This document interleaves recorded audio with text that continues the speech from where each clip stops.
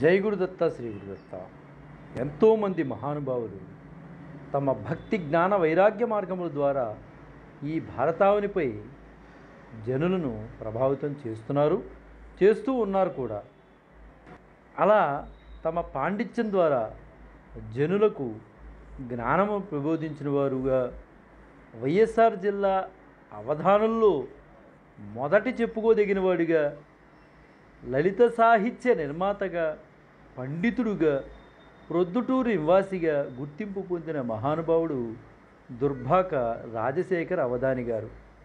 వైఎస్ఆర్ జిల్లాలోని జమ్మలమడుగులో 1888లో సరిగ్గా ఇదే రోజు నవంబర్ 18న దుర్భాక వెంకటరామయ్య సుబ్బమ్మ దంపతులకు దుర్భాక రాజశేఖర్ అవధాని గారు జన్మించారు. వీరు ములికినాటి శాఖీయ బ్రాహ్మణులు.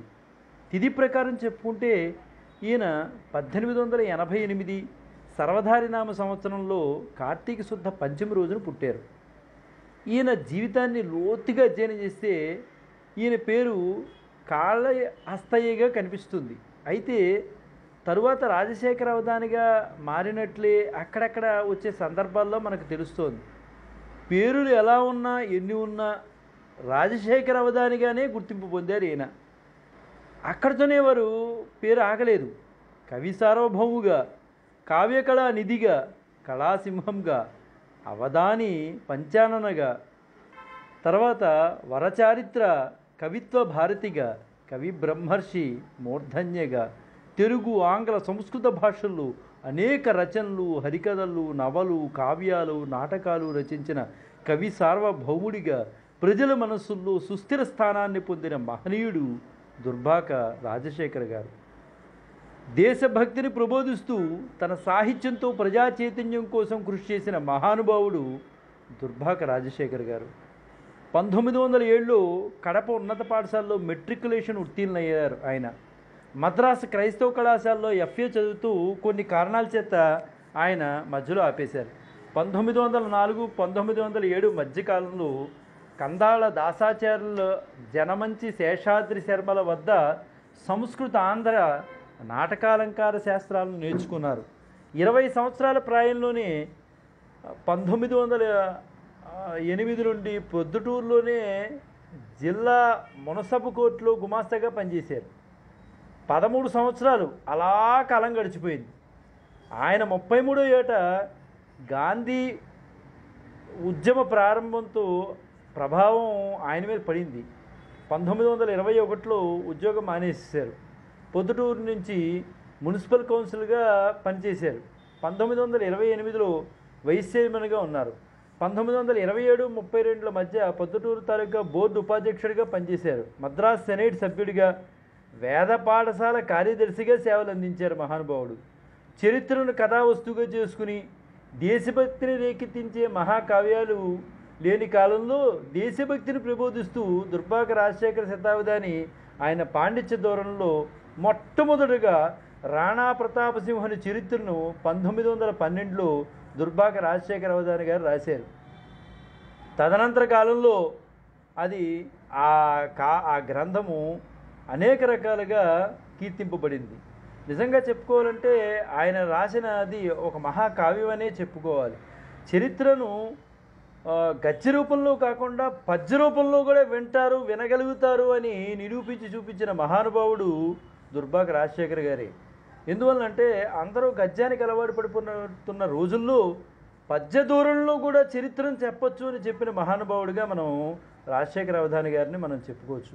అయితే అక్బర్కి రాణా ప్రతాప్కి జరిగినటువంటి సంభాషణలను పద్య రూపంలో ఎంత అద్భుతంగా ఆయన చిత్రీకరించారంటే అంత అద్భుతంగా చిత్రీకరించారు. అంటే ఆయన జీవితంలో ఇది ఒక మహాకావ్యమనే చెప్పుకోవాలి. అంటే రాణా ప్రతాప సింహ చరిత్ర అనేది ఒక మహాకావ్యంగానే నిలిచిపోయిందని చెప్పుకోవాలి. అలా మాట్లాడుకుంటూ వస్తే రెండో వరుసలోకి వచ్చేవాడికి చండనుపాలని చరిత్ర అనేది ఒకటి ఉంది. ఇది మేవాడ దేశంలో మహీమండల ఖండలంలో జండు చాలా తేజవంతమైన ఒక మార్తాండ మూర్తి అనమాట. ఆయన బాల్యం నుండి ఇంకా పరాక్రమంలో ఆయన్ని వెనుదిరిగి చూసుకోవాల్సిన వాడు ఎవరూ లేదు. అంత పరాక్రముడు, ధీరుడు, అదేవిధంగా సౌజన్యుడు, ధర్మనిష్ఠుడు, దయార్ద్ర హృదయుడు ఈ ఈయన జండు అనేవాడు. అయితే తండ్రియగు లఘు మహారాజు ఆయనతో ఎదిరించి మేవాడ రాజ్యాధిపతిగా ఆయన తొలగి, అంటే నేనుండను, సవతి తల్లి కొడుకుని తీసుకొచ్చి రాజ్యాధికారం అప్పగిస్తాడు ఈ చండు. కాబట్టి ఎంతో నిశ్చలమైన ధర్మమూర్తిగా, ధర్మదర్పం కలిగినటువంటి మహానుభావుడిగా, దయాదాక్షములందు ఒక భీష్మాచార్యుడిగా తనకు రావలసిన మహాసామ్రాజ్యం విడిచి సవతి తల్లి కొడుక్కి అప్పచెప్పి ఆయన వెళ్ళిపోతారు. సో ఈ విషయాన్ని చాలా చక్కగా మనకి చండనుపాల చరిత్రలో పద్య రూపంలో రాజశేఖర్ గారు మనకి తెలియజేశారన్నమాట. అయితే 1912లో దుర్బాక రాజశేఖర శతావధాని గారికి గడియారం వెంకట శేషశాస్త్రి గారితో పరిచయం ఏర్పడింది. ఈయన కూడా అంటే ఈ గడియారం అంటే ఆయన పేరులో గడియారం అనేది అందరికీ అనమాట. గడియారం వెంకట శేషశాస్త్రి గారు శివభారత్ అనే ఒక వీరకావ్యాన్ని రచించారు. ఈ వీరకావ్యం రచనకు స్ఫూర్తి ప్రదాత ఎవరై అంటే దుర్బాక రాజశేఖర అవధాని గారే. వీళ్ళిద్దరికీ కూడా విపరీతమైన స్నేహం ఏర్పడింది, మైత్రీభావం కలిగింది ఇద్దరిలోనూ. 20వ శతాబ్దం ఆరంభంలో ఆంధ్రదేశంలో జంట కవిత్వం బాగా వాడుకలోకి వచ్చేసింది. ఒక రకంగా తిరుపతి వెంకట కవులు, కొప్పరకపు కవులు ఇలా అనుసరించి అనేక మంది జంట కవులుగా బయలుదేరారు. ఆ పరంపరలోనే రాయలసీమకు చెందిన కవులు దుర్బాక రాజశేఖర శతావధాని గారు, గడియారం వెంకట శేషశాస్త్రి గారు. ఈ ఇద్దరు కలిసి రాజశేఖర వెంకటశేష కవులు పేరుతో జంటగా అవధానాలు చేయడం, కవితారంగం ప్రారంభించారు. ఈ కవులు ఇద్దరు 1920-28ల మధ్య జంట అవధానాలుగా అసంఖ్యాకంగా అవధానాలు చేశారు, కీర్తి ప్రతిష్టలు సంపాదించారు కూడా. వీటిలో అష్టావధానాలు, ద్విగుణిత అష్టావధానాలు, శతావధానాలు కూడా ఉన్నాయి వాళ్ళు చేసిన వాటిలో. కడప జిల్లా దాజిరెడ్డిపల్లి, ప్రొద్దుటూరు, జమలమడుగు, నెమళ్ళదిన్నె, చెన్నూరు, కర్నూలు జిల్లాల్లోని ఉయ్యాలవాడ, అనంతపురం జిల్లాలో గుత్తితో పాటు నెల్లూరులో కూడా వీళ్ళు ఎక్కువగా అవధానాలు చేసినట్టు మనకి తెలుస్తుంది. శరన్నవరాత్రి, పద్యావళి, వీరమతి అనే కావ్యాలు జంటగా కలిసి రాశారు. సువర్ణ కంకణాది ఘన సన్మానాలు ఎన్నోటినో కూడా అందుకున్నారు మహానుభావులు ఇద్దరూ కూడా. ఆ అవధాన జైత్రయాత్ర విశేషాలని స్పష్టపరిచే గ్రంథం అవధాన సారం అనే పేరుతో ఉందన్నమాట. అంటే వీళ్ళ ఇద్దరి యొక్క అవధానం ఎలా జరిగింది ఏంటనేది చాలా స్పష్టంగా మనకి తెలియజేయబడుతోంది. ఈ జంట యాత్ర 1935 వరకు కూడా నిరాటంకంగా కొనసాగింది.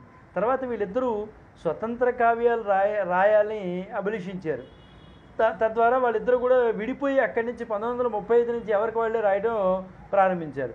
ఆ పనిలో భాగంగా రాణా ప్రతాప సింహ చరిత్ర, అమరసింహ చరిత్ర, వీరమతి చరిత్రము, చండనుపాల చరిత్రము, పుష్పావతి, సీతా కళ్యాణము, సీతాపహరణము, వృద్ధిమూల సంవాదము, పద్మావతి పరిణయము, స్వయంవరము, అనఘుడు, గోదానము, శరన్నవరాత్రులు, తర్వాత రాణి సంయుక్త, తారాబాయి, టాడ్ చరిత్రము, రాజసింహ, ఇలా అన్నీ కూడా. ఇంకా ముఖ్యంగా చెప్పుకోవాలంటే ఈయన మన రాజశేఖర గారు రాసినటువంటిది కామేశ్వరి స్తోత్రమాల.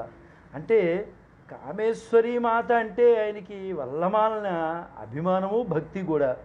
అయితే దానితో పాటుగా వాళ్ళ అమ్మాయికి ఈ కామేశ్వరి అని పేరు కూడా పెట్టుకున్నారు. అంత భక్తిభావం అనమాట కామేశ్వరి అంటే. ఆ భక్తిభావమే ఆయన్ని కామేశ్వరి స్తోత్రమాలను సంస్కృతంలో రాయడానికి ప్రేరేపించిందనే చెప్పుకోవచ్చు. అనేక సన్మానాలు, సత్కారాలు అందుకున్నారు మహానుభావులు. కావ్య కళానిధి, కవిసింహ, అవధాని పంచానన, కవి సార్వభౌమ, మహాకవి, చూడామణి, వీర కవిత వీర, ఇలా అనేక రకాలు, చారిత్రక కవి బ్రహ్మ, సుకవి రాజరాజ, కవితా సరస్వతి, ఇలా అనేక రకాల బిరుదులను ఆయన పొందారు. వీరి భార్య పేరు లక్ష్మమ్మ. ఈ రాజశేఖర్ గారికి ఇద్దరు సంతానం. కొడుకు కామేశ్వరయ్య, కుమార్తె కామేశ్వరీదేవి. చూసారా, ఇద్దరికీ కూడా కామేశ్వర అనేది వచ్చే విధంగా ఆయన పెట్టుకున్నారు. అంటే అమ్మవారంటే ఆయనకి ఎంత భక్తి అనేది దీన్ని బట్టి మనకి తెలుస్తుంది. దుర్బాక రాజశేఖర అవధాని గారు ఏప్రిల్ 30, 1957 సంవత్సరంలో, అంటే సరిగ్గా తాను 69వ ఏట పరంపదించారు. ఎంత గొప్ప పేరు ప్రఖ్యాతులు సంపాదించుకున్నారో మహానుభావులు. ఆయన ఏది చెప్పినా పద్యమే, ఏం ముట్టుకున్నా పద్యమే, అన్నీ పద్యాలే. గుమాస్తాగా చేసినప్పటికీ కూడా ఆయన మనసు వీటి మీదే తిరిగేది. పడుకున్నా, నుంచున్నా, కూర్చున్నా పద్యాలు అవధానాలు ఇవే ఆయన మనసులో ఉండేవి. అవే చివరికి ఆయన్ని చిరస్థాయిగా మంచి పేరు వచ్చే విధంగా నిలబెట్టగలిగే ఆ మహానుభావుడు జన్మదినోత్సవం సందర్భంగా ఒక్కమారు ఆయన్ని నామస్మరణ చేద్దాం, ఆయన్ని స్మరిద్దాం, ఆయనకి ఘన నివాళులు అర్పిద్దాం. జై గురుదత్త, శ్రీ గురుదత్త, శ్రీపాద శ్రీవల్లభ చరణదాసుడు, మాణికొండ రాజశేఖర శర్మ, రాజమహేంద్రరావు.